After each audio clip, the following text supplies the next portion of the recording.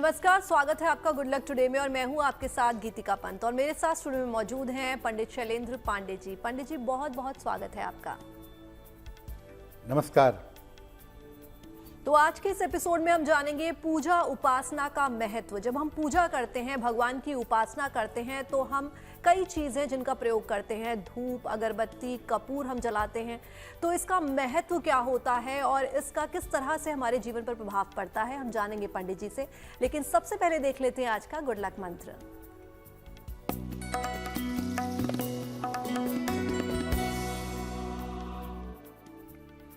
देखिए, पूजा के स्थान पर बहुत बड़ी मूर्तियां नहीं रखनी चाहिए। ज्यादा से ज्यादा 6 इंच की मूर्ति आप रख सकते हैं। हाँ, पूजा के स्थान पर चित्र आप कितना भी बड़ा लगा सकते हैं, उसमें कोई दिक्कत नहीं है। और आइए अब जान लेते हैं 20 फरवरी 2026 यानी कि शुक्रवार का पंचांग क्या है।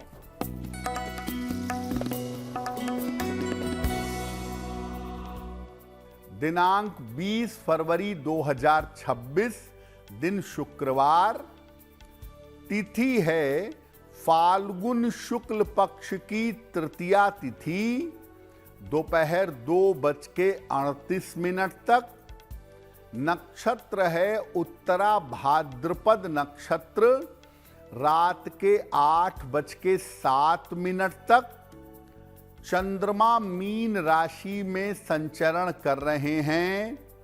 राहु काल का समय प्रातः 10:30 से रात के 12 बजे तक।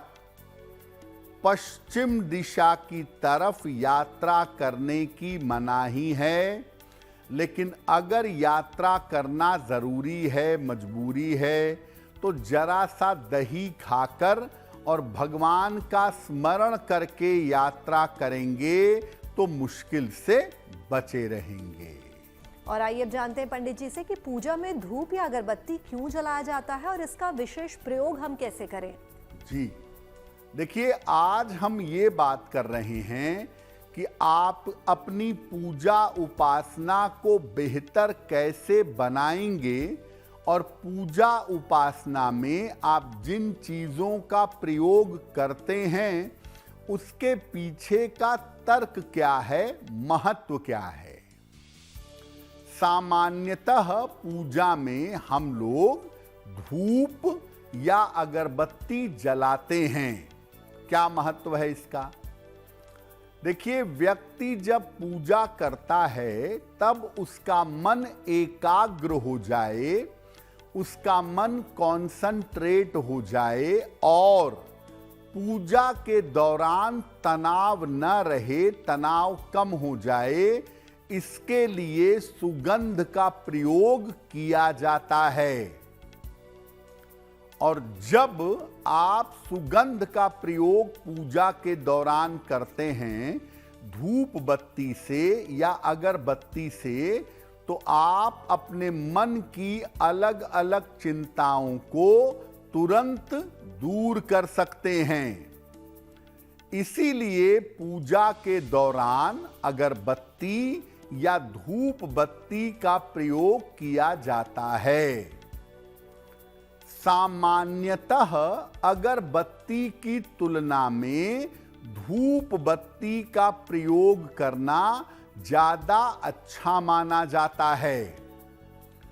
बेहतर तो यही होगा कि धूप बत्ती आप पूजा की शुरुआत के पहले जला लें ताकि धुआं निकल जाए, खुशबू बनी रहे, या पूजा के अंत में भी आप धूप बत्ती जला सकते हैं। लेकिन बेस्ट यही होगा कि आप पूजा करने जा रहे हैं, कम से कम 5-7 मिनट पहले खुशबू वाली धूप बत्ती जला लें, धुआं उसका निकल जाएगा, खुशबू वहां पर बनी रहेगी। पूजा के लिए सबसे बढ़िया धूप बत्ती और सबसे बढ़िया अगरबत्ती चंदन की है।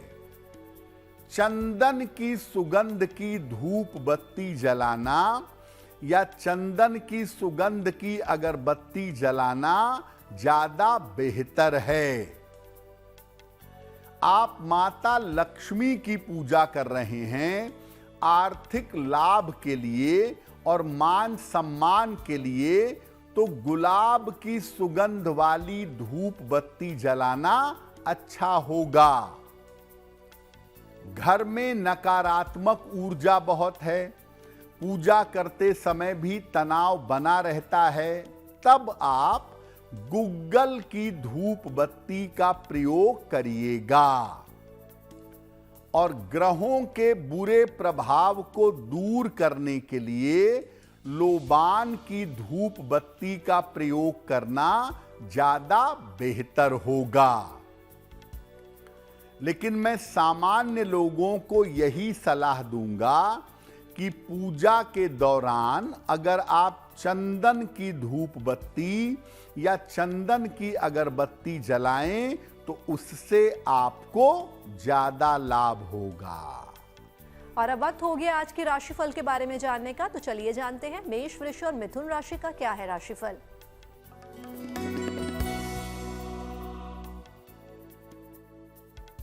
मेष राशि, परिवार में बेवजह के विवादों से बचाव करें। व्यर्थ की चिंता हो सकती है। स्वास्थ्य का ध्यान बनाए रखें। किसी निर्धन व्यक्ति को अगर दही का दान कर दें तो दिन बेहतर होगा। शुभ रंग होगा आपके लिए लाल। और भाग्य का मीटर आपको नंबर दे रहा है 60%। मेहनत ज्यादा होगी, भाग्य थोड़ा कम रहेगा।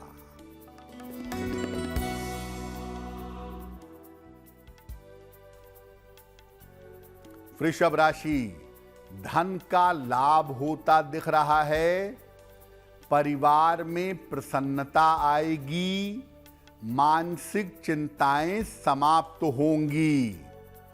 किसी निर्धन व्यक्ति को अगर धन का दान कर दें तो दिन बेहतर होगा।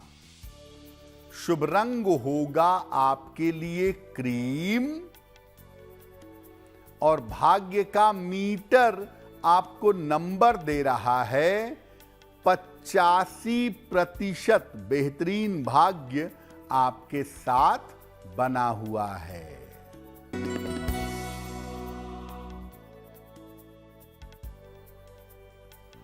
मिथुन राशि, यात्रा के योग बन रहे हैं।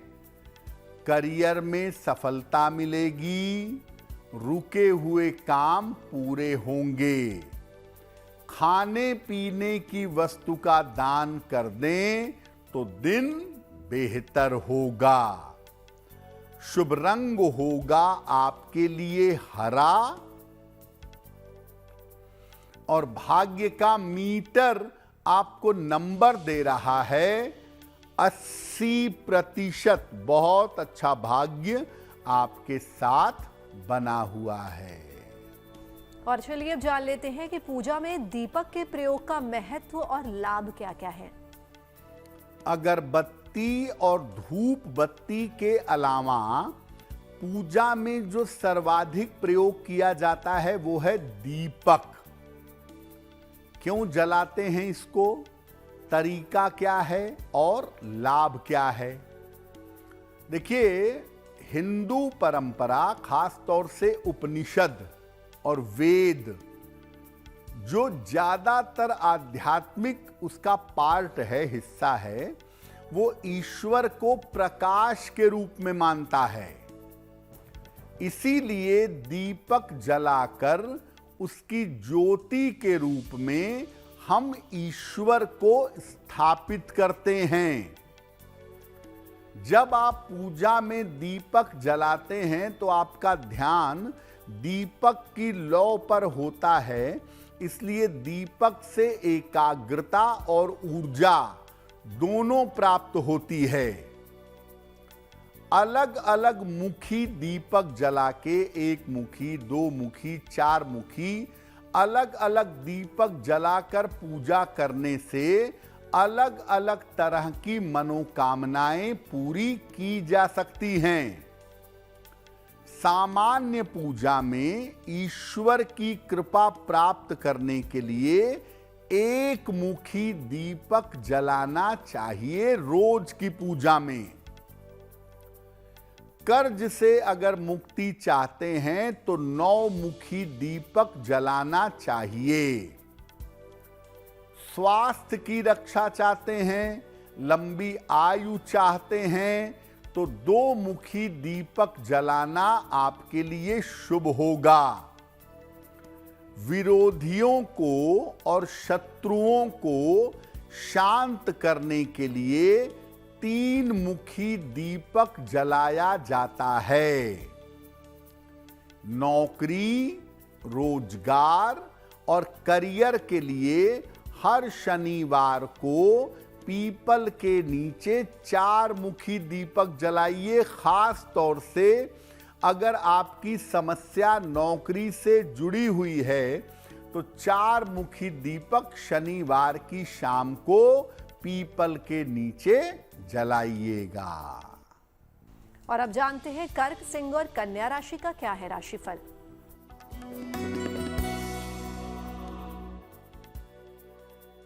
कर्क राशि, स्वास्थ्य में आपके सुधार होता इस समय दिखाई दे रहा है। धन लाभ के योग बन रहे हैं। व्यस्तता आपकी बढ़ी रहेगी।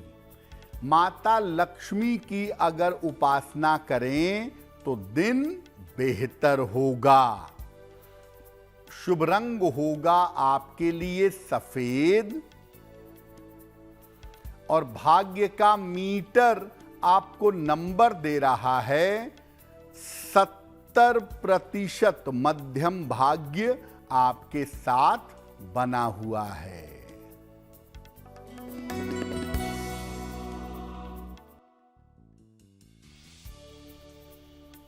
सिंह राशि, स्वास्थ्य आपका बिगड़ सकता है। धन के नुकसान से बचाव करें। महत्वपूर्ण निर्णय अभी ना लें। किसी निर्धन व्यक्ति को अगर दही का दान कर दें तो दिन की मुश्किलें कम हो जाएंगी। शुभ रंग होगा आपके लिए लाल और भाग्य का मीटर आपको नंबर दे रहा है 60%। मेहनत ज्यादा होगी, भाग्य थोड़ा कम रहेगा।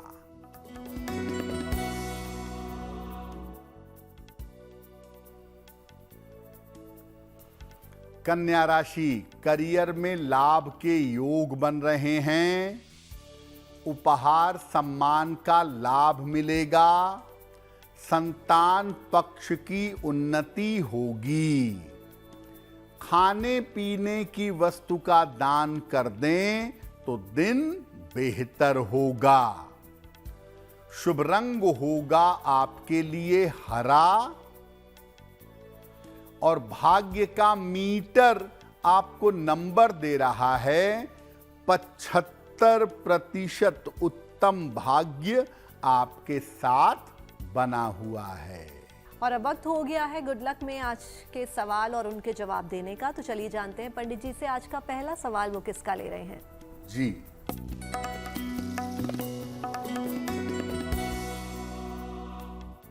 आज का पहला प्रश्न हमें शिवशंकर जी ने लिखा है और शिवशंकर जी हमें बिहार से मेल लिखते हैं। अपनी पुत्री के बारे में जानना चाहते हैं। पुत्री की जन्म की तारीख है 21 अगस्त 1995। जन्म का समय शाम के 7:30। जन्म स्थान है बेगूसराय। ये कह रहे हैं कि मेरी पुत्री बहुत अच्छी नौकरी कर रही है लेकिन उसकी शादी नहीं हो पा रही है, तो उसका विवाह कब होगा और वैवाहिक जीवन कैसा रहेगा। शिवशंकर जी, आपकी पुत्री की कुंडली के हिसाब से आपकी पुत्री के विवाह का समय चल रहा है और बहुत संभावना बन रही है कि इस साल के मध्य में उनकी शादी होनी चाहिए, अगले 6 से 7 महीने के अंदर। आपकी पुत्री की कुंडली में जो मंगल की स्थिति है उसे हम बहुत अच्छा नहीं कहेंगे। इसीलिए जब भी विवाह का निर्णय लिया जाए, कुंडली मिला करके सोच समझ करके निर्णय लिया जाए तो ज़्यादा बेहतर होगा। दूसरी बात यह है कि आपकी पुत्री का विवाह दूर होगा। आप कोशिश करिए अपनी बेटी का विवाह उत्तर दिशा में, दिल्ली एनसीआर की तरफ या लखनऊ की तरफ, इस तरफ अगर विवाह देखा जाए, यूपी की तरफ और दिल्ली एनसीआर की तरफ, तो मुझे लगता है उनका विवाह हो जाना चाहिए। उनको एक ओपल बनवा के पहनाइए, 12-14 रत्ती का ओपल चांदी में, दाहिने हाथ की तर्जनी उंगली में, शुक्रवार की शाम को। और दूसरा, उनको बोलिए कि रोज सुबह जल में हल्दी मिला करके अगर सूर्य भगवान को जल चढ़ाएं तो उनके लिए बहुत बेहतर होगा। हमें अपने सवाल भेजने के लिए आप हमें ईमेल कर सकते हैं और हमारी ईमेल आईडी आपकी टीवी स्क्रीन पर फ्लैश हो रही है। तो चलिए, अब वक्त हो गया आज के दूसरे सवाल का। तो जानते हैं पंडित जी से कि वो आज का दूसरा सवाल किसका ले रहे हैं। जी,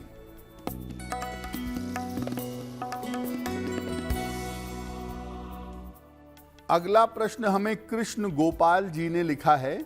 कृष्ण गोपाल जी बेंगलोर से मेल लिखते हैं। इनकी जन्म की तारीख है 30 नवंबर 1982। जन्म का समय रात में 11:25 और जन्म का स्थान है मथुरा। कृष्ण गोपाल जी कह रहे हैं कि नौकरी की स्थितियां बहुत खराब चल रही हैं और ऐसा लग रहा है कि ये नौकरी जाएगी। तो आगे मुझे दूसरी नौकरी कब तक मिलेगी, मुझे क्या प्रयास करना चाहिए कि आगे मेरा करियर ठीक बना रहे। कृष्ण गोपाल जी, आपकी कुंडली के हिसाब से नौकरी तो इस समय बदलेगी ही, तो आप अपनी तरफ से प्रयास करना शुरू कर दें। इस साल के जून के बाद आपकी नौकरी बदलने की संभावना ज़्यादा प्रबल रूप से दिखाई दे रही है और भविष्य में करियर को लेकर या नौकरी को लेकर बहुत चिंतित होने की आवश्यकता नहीं है। चीज़ें आपकी बेहतर बनी रहेंगी। एक मूंगा बनवा के पहनिए, 8 से 10 रत्ती का मूंगा तांबे या सोने की अंगूठी में, दाहिने हाथ की अनामिका अंगुली में। मंगलवार को सवेरे मूंगा पहने। सुबह और शाम दोनों समय एक बार संकट मोचन हनुमानाष्टक का अगर पाठ करें तो आपके लिए बहुत बेहतर होगा। और चलिए, अब जान लेते हैं क्या भोग अर्पित करना आवश्यक है, जरूरी है, और हमें किस प्रकार भोग का विशेष प्रयोग करना चाहिए। सामान्यतः पूजा उपासना में लोग भोग लगाते हैं, फलों का, मिठाइयों का, या बहुत सारे लोग ड्राई फ्रूट्स का भोग लगाते हैं। भोग लगाना नॉर्मली लोग जरूरी समझते हैं। तो जो आप भगवान को भोग लगाते हैं उसका क्या महत्व है? देखिए, ईश्वर की कृपा को अपने अंदर लाने के लिए भोग लगाया जाता है। आप जब भगवान को समर्पित कर देते हैं भोग, तो उस भोग में, सामान्य से भोजन में, सामान्य सी मिठाई में ईश्वरत्व के गुण आ जाते हैं। इसीलिए ईश्वर की कृपा अपने अंदर लाने के लिए भोग लगाया जाता है और ग्रहण किया जाता है। ऐसा नहीं है कि भोग नहीं है तो पूजा नहीं होगी। भोग के बिना भी पूजा हो सकती है, लेकिन अगर भोग हो तो ज्यादा अच्छा होगा। भोग में आप कोई भी सात्विक चीज, फल, मिठाई, भोजन, ड्राई फ्रूट्स, मेवे, यहां तक कि जल भी अर्पित कर सकते हैं अपने आवश्यकता सामर्थ्य के अनुसार। कुछ भी ना हो तो भोग में आप शक्कर शक्कर चढ़ा सकते हैं, शक्कर अर्पित करना भी अच्छा होगा। नॉर्मली माता लक्ष्मी की पूजा में, माता सरस्वती की पूजा में या शिव जी की पूजा में सफेद भोग अर्पित किया जाता है।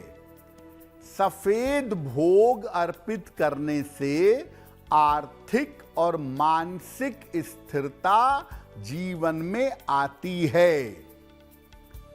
हनुमान जी को और गणपति को लड्डू अर्पित किया जाता है। बूंदी के लड्डू अर्पित करने से समस्त ग्रहों की बाधा शांत होती है। भगवान वराह को, भैरव को इमरती का भोग लगाया जाता है और इमरती का भोग दुर्घटनाओं और आकस्मिक घटनाओं से रक्षा करता है। पंचामृत का भोग लगभग सभी देवी देवताओं को लगाते हैं, खास तौर से भगवान विष्णु और उनके अवतार और भगवान शिव, इनको पंचामृत अर्पित किया जाता है। तो अगर आप पंचामृत का भोग लगाते हैं तो आयु लंबी होती है और पापों का प्रायश्चित होता है। केवल अगर शुद्ध पात्र में आप जल अर्पित करते हैं भगवान को, देवी देवता को, तो शिक्षा, संतान और ईश्वर की कृपा आपको प्राप्त होती है। मैं फिर कहूंगा कि भोग अर्पित करने का कोई दबाव नहीं है। अपनी सामर्थ्य के अनुसार आप भगवान को भोग अर्पित करें और उसको श्रद्धा पूर्वक, प्रेम पूर्वक प्रसाद के रूप में ग्रहण करें। और आइए अब जान लेते हैं तुला, वृश्चिक और धनु राशि का क्या है राशिफल।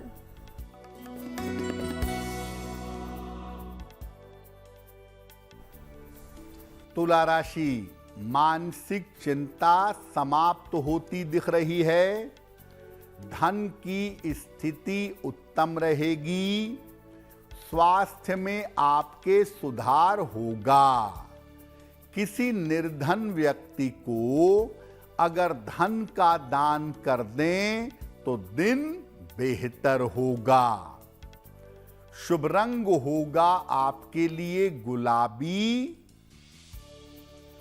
और भाग्य का मीटर आपको नंबर दे रहा है 75% उत्तम भाग्य आपके साथ बना हुआ है।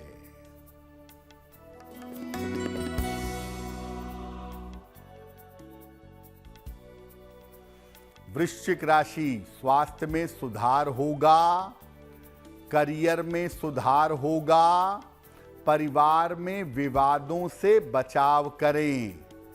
खाने पीने की वस्तु का दान कर दें तो दिन बेहतर होगा। शुभ रंग होगा आपके लिए नारंगी और भाग्य का मीटर आपको नंबर दे रहा है 70% मध्यम भाग्य आपके साथ बना हुआ है।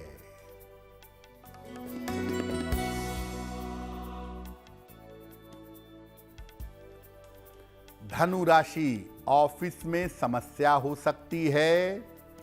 वाहन सावधानी से चलाएं। खान पान का ध्यान बनाए रखें।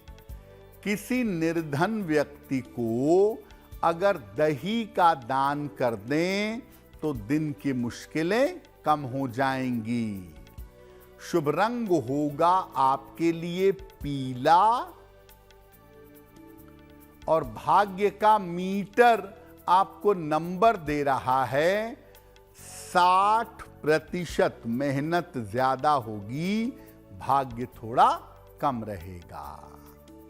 और आइए अब जान लेते हैं पूजा में फूल अर्पित करना कितना आवश्यक है, क्योंकि जब हम पूजा करते हैं तो हम भगवान को फूल अर्पित करते हैं। इसका क्या विशेष प्रयोग है? देखिए, सामान्यतः पूजा में फूल अर्पित करते ही हैं हम, चाहे 1 करें चाहे 10 करें। कोई बहुत अच्छा फूल नहीं मिला तो नॉर्मल फूल अपने बगिया से ही ले आके भगवान को चढ़ा देते हैं। चढ़ाते क्यों हैं? ईश्वर को फूल चढ़ाकर हम अपनी भावनाएं व्यक्त करते हैं। हमारा जो इमोशन है, हमारा जो भाव है, हमारा जो प्रेम है, वो हम फूलों के माध्यम से ईश्वर को अर्पित करते हैं। और स्वयं भी हम फूलों का प्रयोग करके अपने मन को बेहतर करने का प्रयास करते हैं। ये जो अलग अलग रंग के फूल हैं, जो अलग अलग सुगंध के फूल हैं, ये अलग अलग तरह की भावनाओं को या अलग अलग तरह के समाधान को दर्शाते हैं। ये फूल मानसिक भी हो सकते हैं और वास्तविक भी हो सकते हैं। और जब भी आप पूजा करें, अपने इष्ट देव को या देवी को फूल अर्पित करना चाहिए। अगर आप शिक्षा और प्रतियोगिता में सफलता चाहते हैं, माता सरस्वती को, माता लक्ष्मी को या भगवान शिव को सफेद फूल अर्पित करिएगा और उसमें सुगंध जितनी कम हो उतना अच्छा होगा। नौकरी के लिए सुर्ख लाल, एकदम लाल रंग का फूल हनुमान जी को चढ़ाएं या नीले रंग का फूल शनिदेव को चढ़ाएं। ऐसा करने से नौकरी की स्थिति बेहतर होगी। अगर आप प्रेम में सफलता चाहते हैं तो भगवान विष्णु और माता लक्ष्मी या राधा कृष्ण को गुलाबी और सफेद दोनों रंग के फूल अर्पित करें। ये जितना ज्यादा सुगंधित होगा उतना ज्यादा अच्छा होगा। शीघ्र विवाह के लिए भगवान शिव को, माता पार्वती को या गणपति को पीले फूलों की माला या ढेर सारे पीले फूल अर्पित करें। आप जीवन में धन चाहते हैं, संपत्ति चाहते हैं, तो उसको पाने के लिए नियमित रूप से माता लक्ष्मी को गुलाबी फूल, जैसे पिंक कलर का गुलाब आता है, वो अर्पित करना बेहतर होगा। और अब वक्त हो गया आज की अंतिम राशि के राशिफल को जानने का, तो चलिए जानते हैं मकर, कुंभ और मीन राशि का क्या है राशिफल।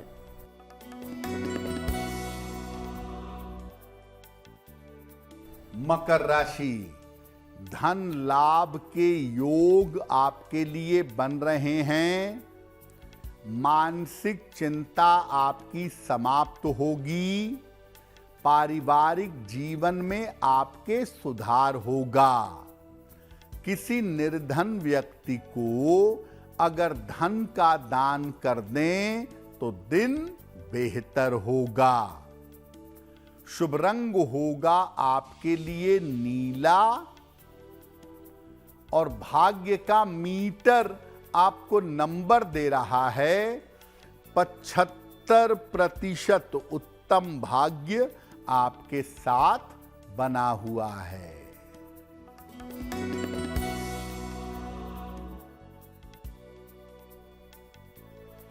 कुंभ राशि, करियर में सुधार होगा। धन लाभ के योग बन रहे हैं। काम का बोझ बढ़ा रहेगा। खाने पीने की वस्तु का दान कर दें तो दिन बेहतर होगा। शुभ रंग होगा आपके लिए आसमानी और भाग्य का मीटर आपको नंबर दे रहा है 70% मध्यम भाग्य आपके साथ बना हुआ है।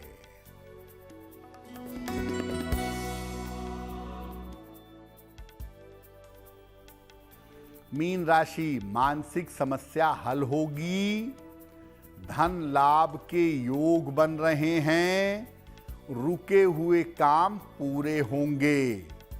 माता लक्ष्मी की अगर उपासना करें तो दिन बेहतर होगा। शुभ रंग होगा आपके लिए पीला और भाग्य का मीटर आपको नंबर दे रहा है 90%। सबसे ज्यादा भाग्य आपके साथ बना हुआ है। पंडित जी, एक सवाल था, जब हम पूजा करते हैं तो बहुत से लोग होते हैं जो खड़ी बाती का दीपक जलाते हैं, बहुत से लोग होते हैं जो लंबी जो बाती होती है उसका दीपक जलाते हैं, तो कौन सी बाती सही होती है और उसके नियम क्या हैं? जी देखिए, खड़ी बाती का दीपक और जिसमें बाती लिटा करके जलाई जाती है, दोनों में थोड़ा अंतर है। वैसे तो देखिए, हम ये नहीं कहेंगे कि आप इतना दिमाग लगाइए कि क्या करिए, दीपक जलाना ज़्यादा महत्वपूर्ण है, लेकिन फिर भी आप समझिए कि जब आप किसी देवता की पूजा कर रहे हैं, किसी ग्रह की पूजा कर रहे हैं, तो खड़ी बाती जलाइए। खड़ी बाती पुरुषत्व की या पुल्लिंग स्वरूप की पूजा में जलाई जाती है। आप किसी भी भगवान की पूजा करें तो खड़ी बाती का दीपक जलाना ज़्यादा बेहतर होगा। देवियों का जो स्वरूप है वो एक्सपेंशन बताता है, वो ये बताता है कि जीवन प्रोग्रेस करेगा, जीवन में विस्तार होगा, और आमतौर पर देवियों की पूजा जीवन को आगे बढ़ाने के लिए या विस्तार के लिए की जाती है। तो देवियों की पूजा कर रहे हैं, माता लक्ष्मी की, माता काली की, माता दुर्गा की, माता सरस्वती की, तो आप लंबी बाती का दीपक जलाइएगा, दीपक लिटा करके जलाइएगा। यानी अगर आप देवताओं की पूजा करेंगे तो खड़ी बाती का दीपक जलाएंगे, और अगर देवियों की पूजा करेंगे तो लंबी बाती का दीपक यानी बाती लिटा करके उसमें जलाया जाएगा। और चलिए अब जान लेते हैं आज का तीसरा सवाल पंडित जी को कहां से और किसने भेजा है। जी,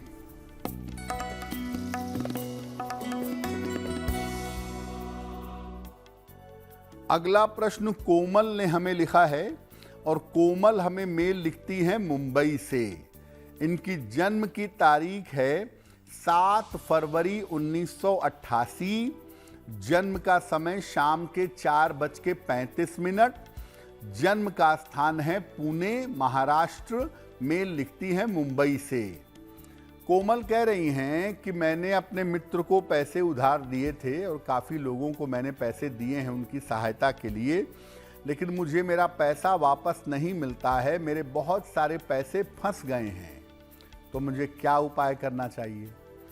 कोमल, पहले बता दूं, भविष्य के लिए गांठ बांध लीजिए कि दूसरे को उधार पैसा मत दीजिए, क्योंकि आपका दिया हुआ पैसा पक्की तौर पे डूबेगा। दूसरी बात यह है कि अभी जो आपकी दशा चल रही है, अगर उसमें उपाय किए जाएं तो जितना पैसा आपका फंसा है उसमें 60-70% पैसा आपका जून के बाद निकल सकता है। ये संभावना कुंडली में दिखाई दे रही है। आप एक पन्ना बनवा के पहनिए, लगभग 6 से 8 रत्ती का पन्ना, चांदी की अंगूठी में, दाहिने हाथ की सबसे छोटी उंगली में। बुधवार की शाम को एक पन्ना धारण करें और रोज सुबह और शाम दोनों समय हनुमान चालीसा का पाठ करें, और हर बुधवार को गाय को हरा चारा खिलाइएगा। अगर आप ये उपाय करें तो बहुत जल्दी इस बात की संभावना बनती है कि आपका फंसा हुआ पैसा निकल आएगा। गुड लक में अब वक्त हो गया आज के अंतिम प्रश्न को लेने का, तो चलिए जानते हैं पंडित जी से आज का अंतिम और चौथा प्रश्न वो किसका ले रहे हैं। जी,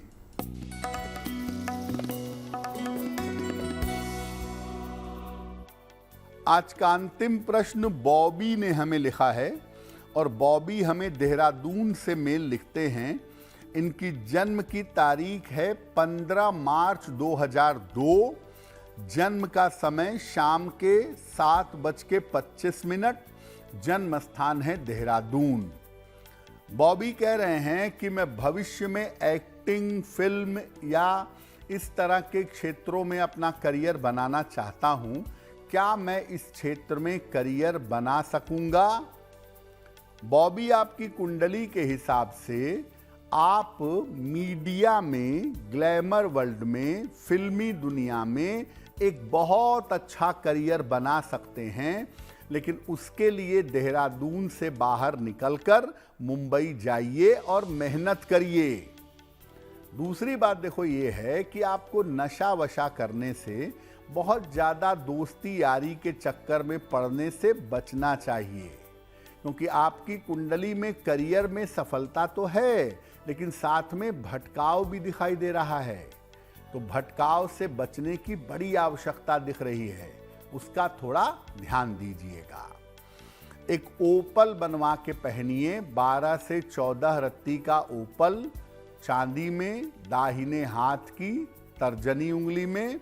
शुक्रवार की शाम को ओपल धारण करें और रोज सुबह सूर्य भगवान को जल चढ़ाएं तो आपके लिए बेहतर होगा।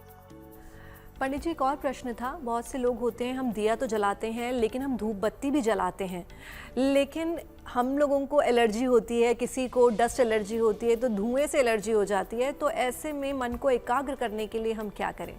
जी देखिए, धूप बत्ती, अगरबत्ती जलाने का सिर्फ इतना मामला है कि उसकी सुगंध से आपका मन प्रसन्न होता है, उसकी सुगंध से मन आपका एकाग्र होता है, बाकी कुछ नहीं है। ऐसा नहीं है कि आप धूप बत्ती अगरबत्ती नहीं जलाएंगे तो पूजा नहीं होगी, लेकिन मन एकाग्र हो जाए। तो बहुत सारे लोगों को धुएं से एलर्जी है, धुआं लग गया तो पूजा नहीं होगी, खांसी आने लगेगी। ऐसी स्थिति में आप क्या करिए, एक रुई में जो इत्र आपको सबसे ज़्यादा अच्छा लगता हो, जो खुशबू आपको सबसे अच्छी लगती हो, एक रुई में लगा के पहले भगवान को अर्पित करिए और फिर वही खुशबू अपने कपड़ों में, अपने शरीर पर लगा लीजिए। तो खुशबू आपको आती रहेगी और चूंकि आपकी पसंदीदा खुशबू है तो आपका मन थोड़ा एकाग्र होगा, ज़्यादा बेहतर तरीके से पूजा कर पाएंगे। देखिए, सुगंध का कुल खेल इतना है कि वो आपके मन को जबरदस्त तरीके से शांत कर देता है। सूफीज़म में देखिए, सूफीज़म में आप जाएं कहीं भी तो वहाँ पे धुएं का और सुगंध का भयंकर प्रयोग किया जाता है। उसका कारण यही है कि सुगंध से मन जो है वो आनंदित हो जाता है, मन प्रसन्न हो जाता है। और जब मन प्रसन्न हो, मन आनंदित हो, तो आप भजन कीर्तन करें, आप भगवान के मंत्र का जप करें, उसके प्रभाव ज़्यादा बेहतर होते हैं। जिनका जन्मदिन 20 फरवरी 2026 को आने वाला है, उन्हें हमारी तरफ से जन्मदिन की हार्दिक शुभकामनाएं। आइए जानते हैं पंडित जी से आपका आने वाला वर्ष कैसा रहेगा।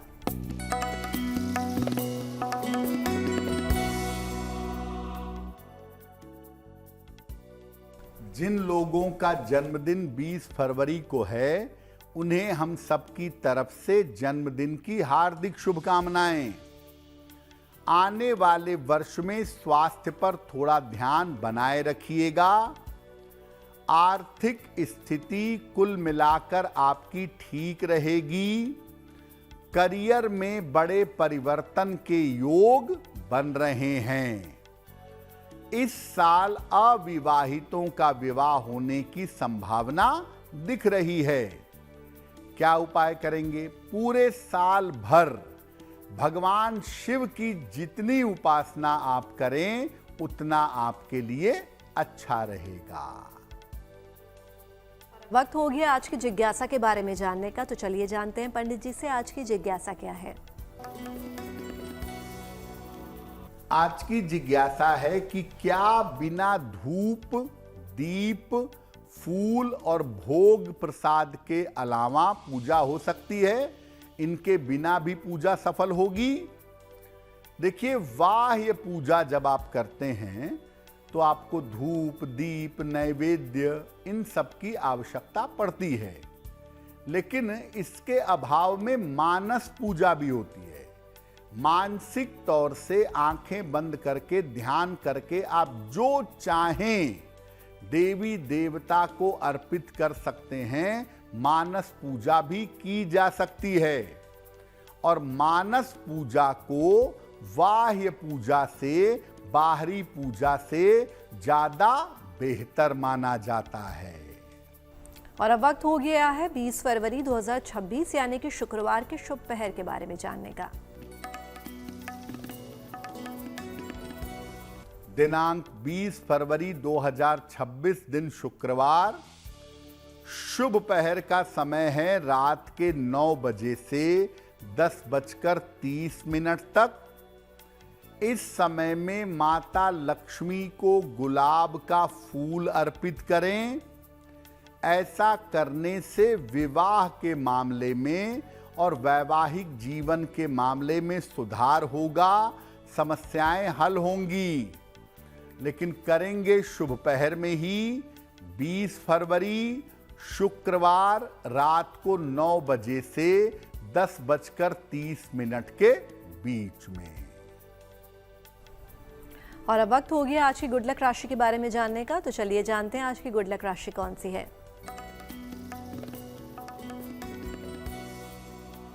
हम आपको बता रहे हैं कि अलग अलग राशि के लोग संपत्ति पाने के लिए, संपत्ति का लाभ लेने के लिए क्या उपाय करेंगे।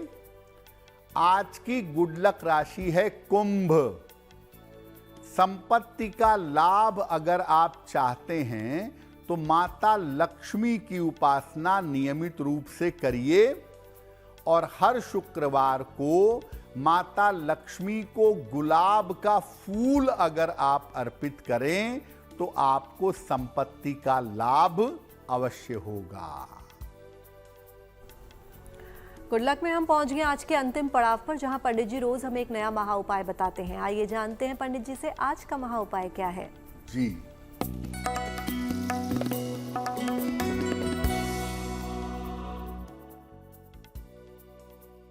अगर आप पूजा उपासना करने बैठते हो, ध्यान करने बैठते हो, मंत्र जप करते हो, मन नहीं लगता हो, आपका मन एकाग्र नहीं होता हो, तो क्या करेंगे।